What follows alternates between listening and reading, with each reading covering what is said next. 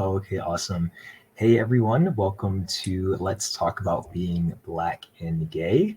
My name is Joyson. I am a volunteer contributor for the Black Mental Wellness Organization, and we are here with Wayne Smith.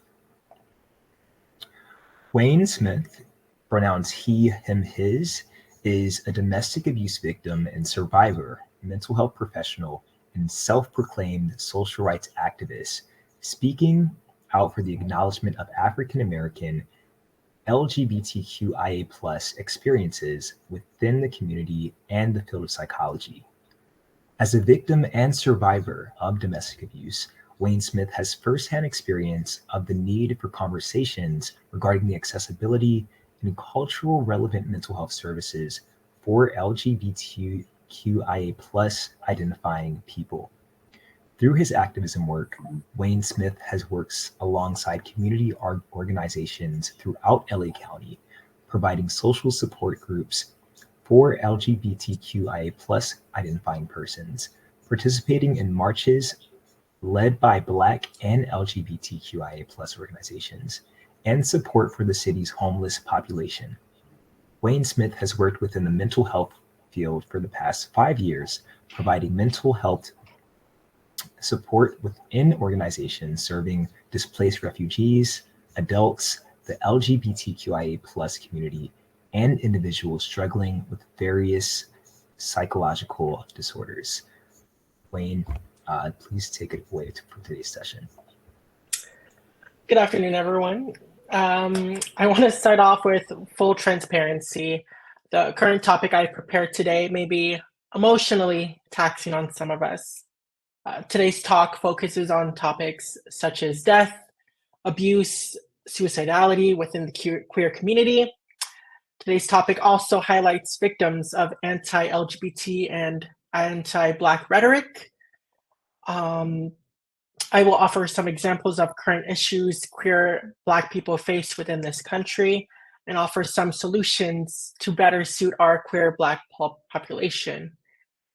As this topic will be psychologically taxing for some of us, I would like to take the first 20 seconds to concentrate on one or two things we are grateful for today.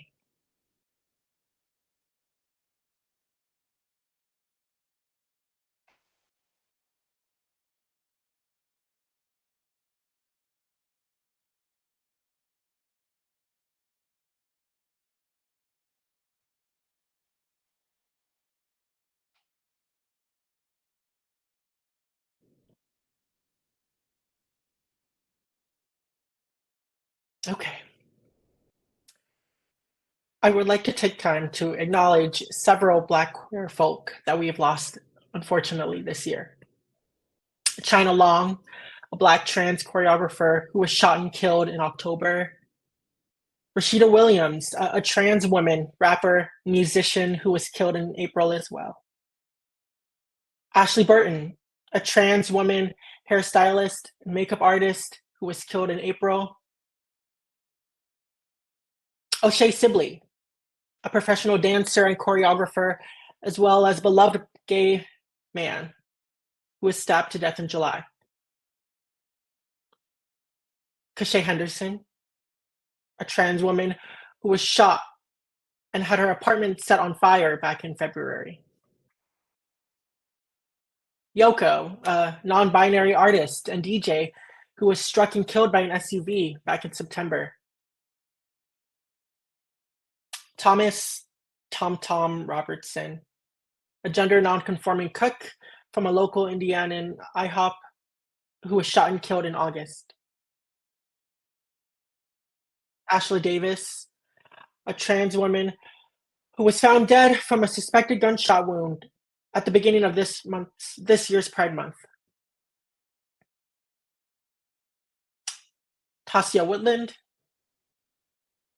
Zachi Imani Wadaho,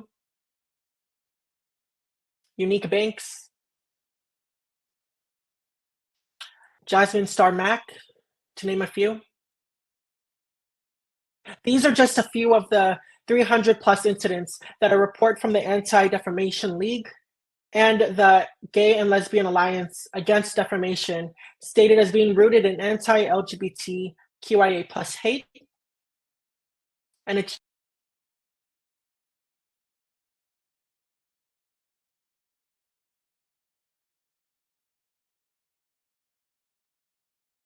about that. Where was I? Extreme anti-LGBTQIA plus hate and extremism within the United States. I am no stranger to the mental health disparities that I and people like me continue to face due to the inadequacies in mental health providers, practices, and legislation. As a child, on top of interval homelessness and constant poverty, I faced bullying for my high voice, feminine features, and quote unquote white way of speaking from non people of color and my fellow Black folk. It became so bad that at 14, I attempted my first of 2 suicide attempts and was subsequently hospitalized. As a teenager, I faced homophobia and racism within my own home. One instance involving my stepfather threatening my life while he called me a faggot and my father an N-word. I was 17 years old. My mother constantly blanketed homophobia as an inherent disagreement with Christianity and spewed homophobic and transphobic rhetoric towards my siblings and I. During my late teens, my first boyfriend, to whom I attribute much of my passion for psychoanalysis and activism, died by suicide. When I spoke to his mother a year after his passing, she informed me that the thoughts became too much for him to handle. For the longest time, I kept thinking of one assignment I did for my undergraduate psychology course, where I wrote a paper on the coping strategies of someone close to me. I did it on him. In it, I wrote about how he would wake up each day with a smile on his face, do a dance, and complete his regular morning routine. I wrote about his reasons for living, to bring about positive change in marginalized communities, as well as to broaden his knowledge of Carl Jung's theories of the collective unconscious. As an adult, I am proud to say that partly through the love and support of my friends and family, I have gracefully entered this field with eventual plans to obtain my doctorate in clinical psychology. As a provider, I have used my experiences, extensive education, and love for innovation and reading to provide new ways to help my community and clients discover their identities, find their voices, and create the life they would love to live. Even now, I stand and listen to the stories of my beautiful 8 siblings, most of whom identify somewhere on the rainbow. I listen to each of them talk about the joys of being authentic to their Blackness and their queerness. I watch as they find love, community, and acceptance in ways I wouldn't provide it to either of us, any of us, 5 to 10 years ago. But I also stand firm and listen to their critiques of the field, many of which I agree with as a provider and consumer of mental health services. I listen to their pleas for more therapists that look like them. Therapists that understand that to fully understand what it's like to be queer and Black in this country means to identify similarly. I watch as even my highest earning siblings struggle to find therapists who are Black and queer, or who are even validating of their experiences as such. So, what can we do? I want to disregard the cliches of using your voice as a simple solution to racial and queer disparities within this field. I find it redundant. This talk is me using my voice, and yet there's still so much work to be done. So instead, I offer other viable and easily attainable solutions. Number one, learn and talk about the history. Be comfortable acknowledging the pathologis- pathologicalization, my bad, of queerness within the mental health field. That was evident even in the DSM-5 or DSM up until 1973. Acknowledge the fact that conversion therapy is still practiced within this country under the names of sexual orientation change efforts, reparative therapy, and sexual reorientation efforts. And that only 14 states currently have legislation protecting queer folk from conversion therapy.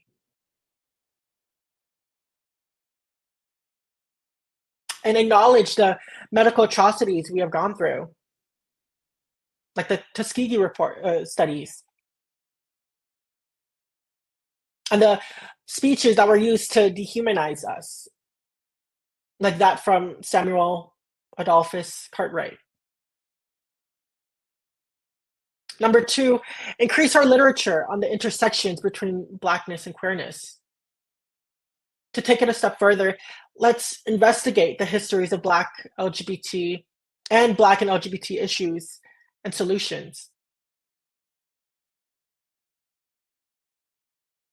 Three, let's also speak up against legislation that allows conversion therapy to still be practiced and accepted in 36 US states.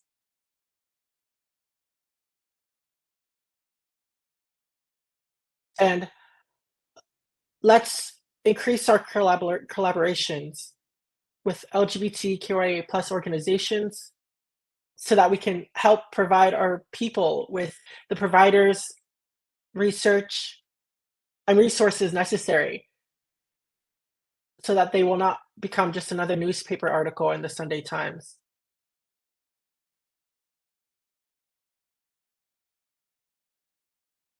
In a world that continues to dehumanize us, objectify, persecute, and even kill us, knowledge and kindness are the only weapons strong enough to bring us all together. Thank you.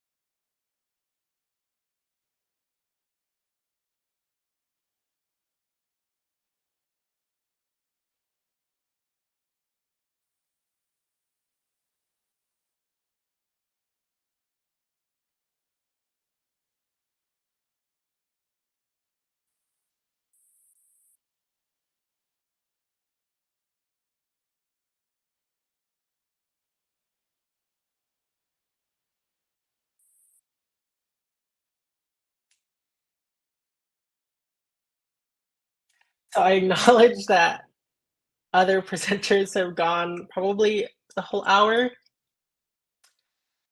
So I will improvise and I will read some of the comments.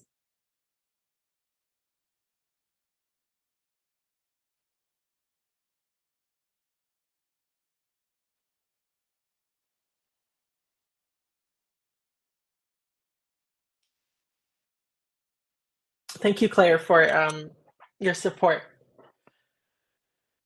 And Mariama, thank you for your support and kindness.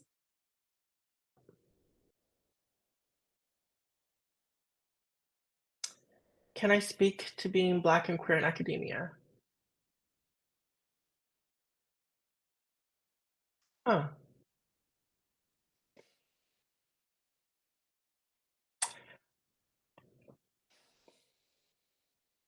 hold on, let me collect my thoughts for a second.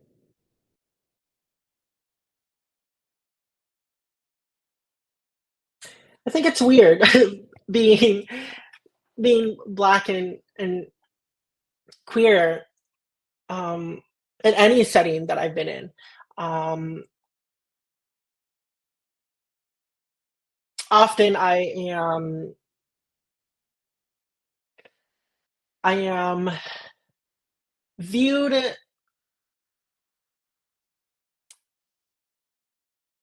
mm,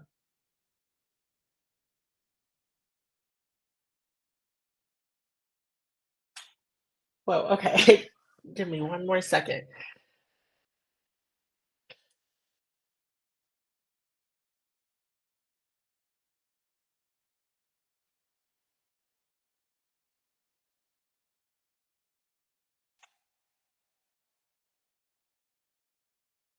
It's weird being in academia to have to see so many of your colleagues and your faculty not look like you.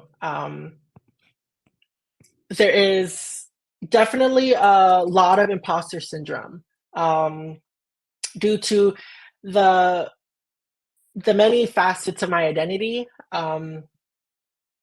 and how that doesn't always align with what whiteness views as a scholar.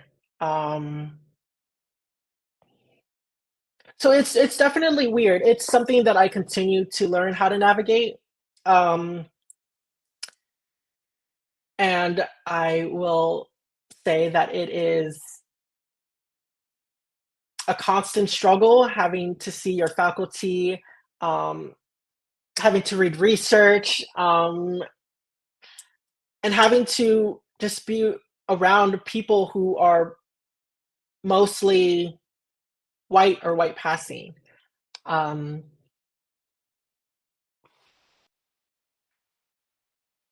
yeah, it's a unique situation to be in, um, but it's also a very empowering one um, because I feel as if I'm doing.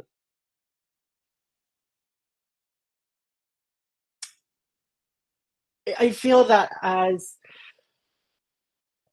as I continue to walk into these different institutions and different settings, while acknowledging who I am and my how all my identities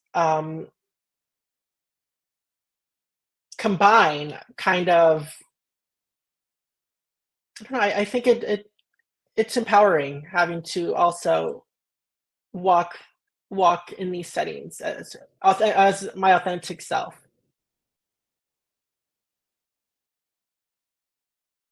I hope that answered your question. That's a really that was a a really in-depth question.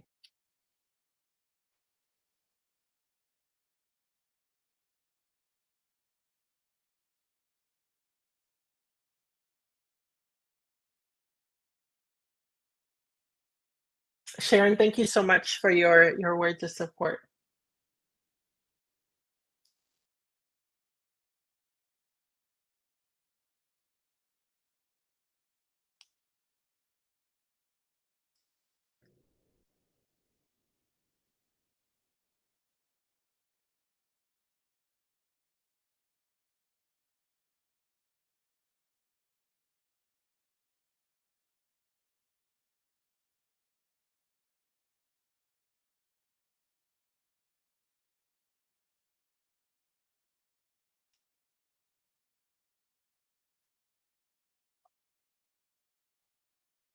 Thank you so much, Mariama, for the question and the support as well.